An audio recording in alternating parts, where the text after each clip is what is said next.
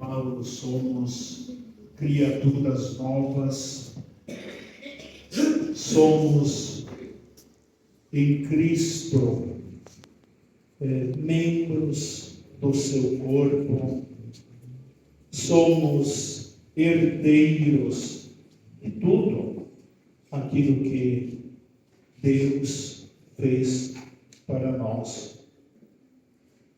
Podemos dizer sem esforços, mediante a fé, pelo nosso batismo, nos revestimos, como nascer de novo, como tornar a veste, colocar a veste da graça de Deus, transformados pela sua graça, pela sua bondade.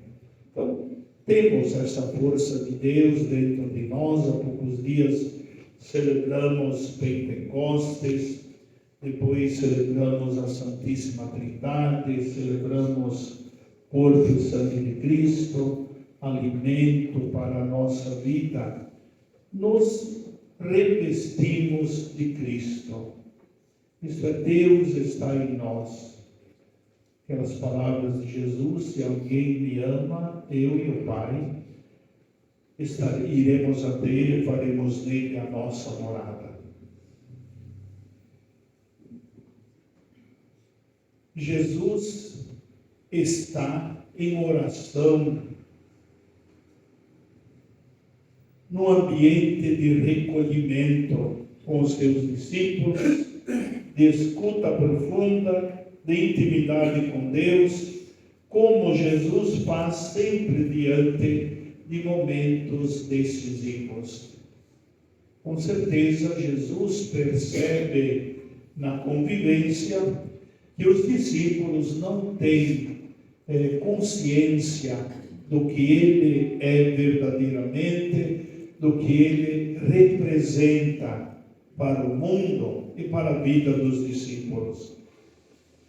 Por isso, Jesus se volta para os discípulos e faz duas perguntas. Poderíamos dizer que a primeira pergunta para Jesus não interessava tanto, no momento que ele sabe o que o povo pensa dele, mas queria saber de verdade o que os discípulos que conviviam com ele, que Jesus escolheu para continuarem a sua missão, o que eles compreendiam, entendiam de Jesus e da sua missão.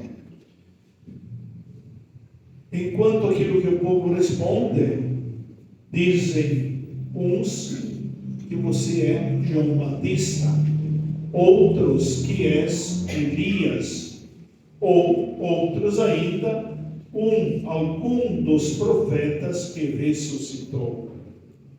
Como resposta do povo, é uma resposta importante.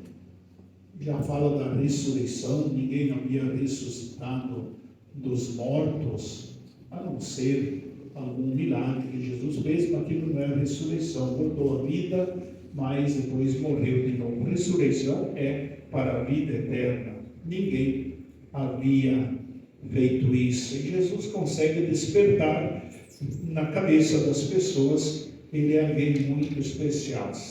Se é João Batista, é alguém que ressuscitou. Se é Elias, é alguém que ressuscitou também.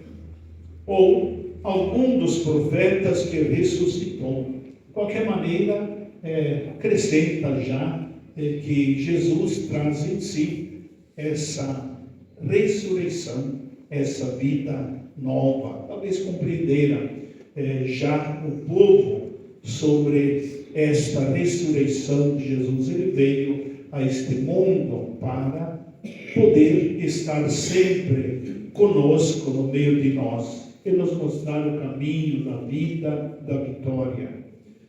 De outro lado, Pedro responde: tu és o Cristo de Deus.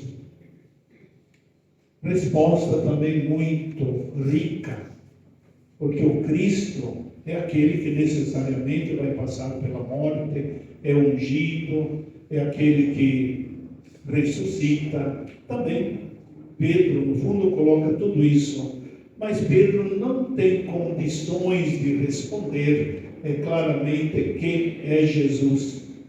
Tanto no outro evangelista, Jesus diz: feliz és tu, Pedro, não foi uma pessoa humana que te revelou isso, mas o meu Pai que está no céu. Isso não vem de Pedro, essa resposta, essa compreensão, porque ele luta contra o sofrimento, contra a cruz, contra a morte, até depois da morte de Jesus.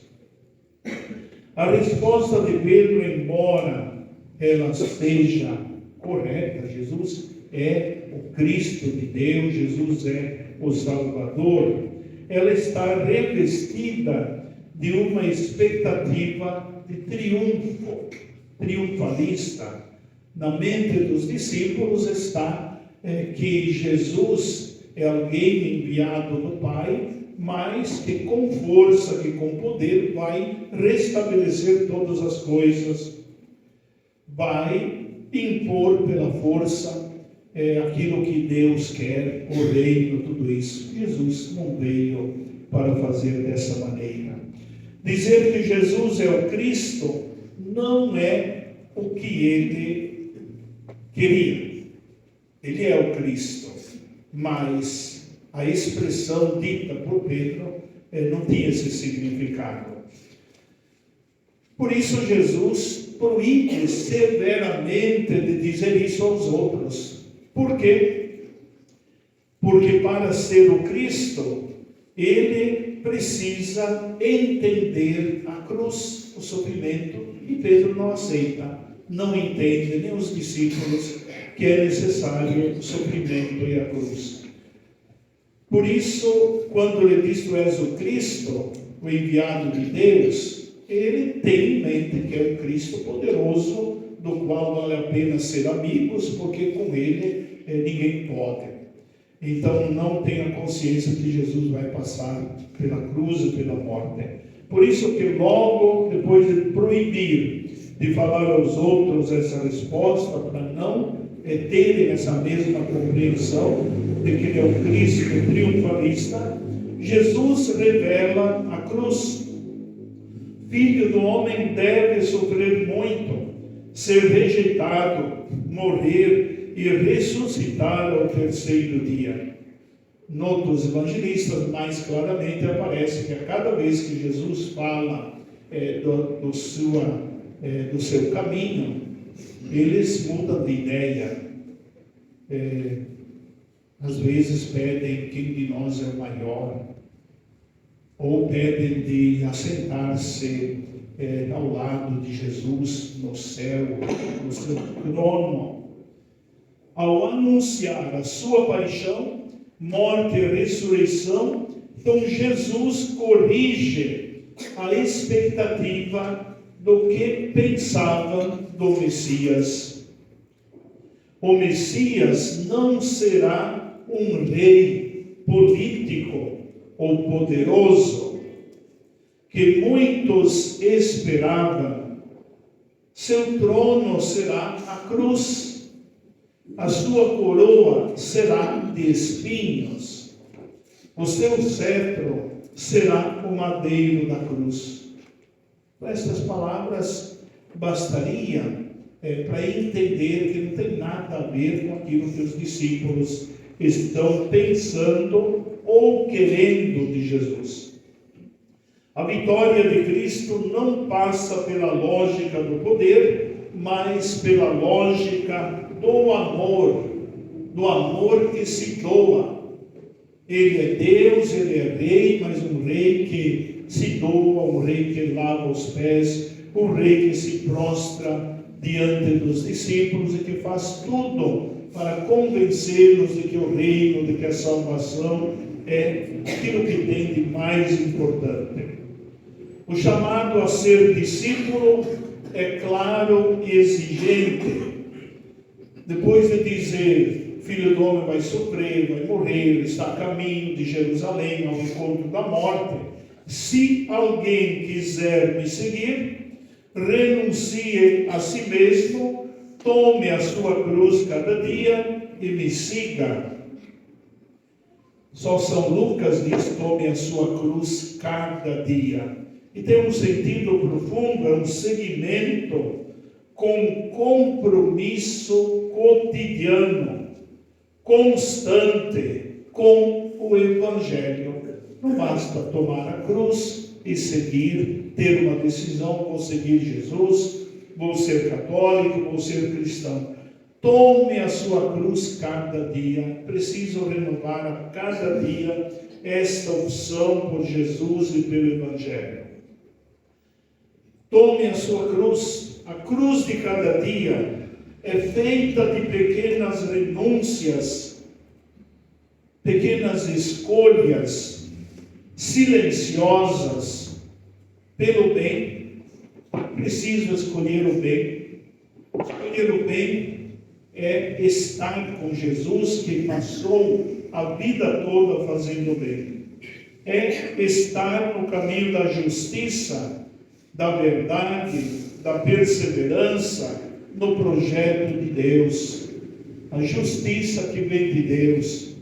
Jesus dizia aos fariseus, dizia aos judeus: se a vossa justiça não for diferente da justiça deles, não entrareis no reino dos céus. A justiça deles era cumprir a lei até o extremo, e Jesus diz: essa não é mais a lei. A lei de Jesus é o amor. É nesse contexto que ele também nos pede: quem sou eu para você? O que eu represento? Às vezes a nossa resposta poderia ser: é o Cristo ressuscitado, vencedor da morte, um Cristo que nós adoramos na Eucaristia, nos passamos por Corpus Christi, e sempre se faz uma procissão ao Santíssimo. Às vezes essa procissão, ou esse estar com Jesus Cristo, poderia ser também triunfalista. Eu gosto de estar com Jesus Cristo, de rezar, de me sentir, como dizia Pedro: vamos estar aqui, junto com Deus, no alto da montanha. Mas Jesus diz sempre: é preciso passar por muitos sofrimentos para poder entrar no reino dos céus. Quem sou eu para você? Nós podemos até responder bem, como Pedro: tu és o Messias, tu és o Salvador. Mas é preciso, a resposta é vida, é aquilo que se vive. A resposta precisa vir da vida, no modo que tratamos os outros, na forma como enfrentamos os desafios. Tu és o Cristo de Deus, mas como é que a gente enfrenta os desafios? Com ânimo, com desânimo, com a certeza de que Jesus está conosco, a certeza de que Jesus, a sua vida não foi só louvor a Deus, estar do lado de Deus nesse sentido, foi assumir o mundo, tudo aquilo que Deus lhe pediu. Os desafios, a maneira como tratamos os marginalizados e do como também nós assumimos as nossas cruzes do dia a dia, se é com reclamação, se é com queixas, ou com reconhecimento de que Jesus sofreu, nos deu exemplo e sofreu com amor a Deus, porque é pelo sofrimento de Jesus que se alcança a ressurreição, se alcança a vida eterna. Então, se alguém quiser salvar a si mesmo, vai se perder. Antigamente se dizia muito isso: é preciso salvar a própria alma, é preciso se salvar. Faço tudo para me salvar. Olha as palavras de Jesus: se alguém quiser salvar a si mesmo, vai se perder. Mas se alguém perder a sua vida, por causa de mim, por causa do Evangelho, por causa dos irmãos, este será salvo. Então não é um caminho de triunfo neste mundo, na vida eterna, com certeza. Mas é o caminho da cruz que Jesus aponta para os discípulos. É o caminho de dar ou de gastar a própria vida pelos outros, ser instrumentos do amor, instrumentos também de salvação para a vida dos outros. Que a palavra de Deus, neste domingo, as palavras de São Paulo, vós vos revestistes de Cristo. Precisamos caminhar como filhos e filhas de Deus, como quem fez pelo batismo essa adesão. A minha roupa é roupa de nova criatura. E se somos filhos, então somos também herdeiros. Jesus nos fez, Deus nos fez, sim, para triunfar.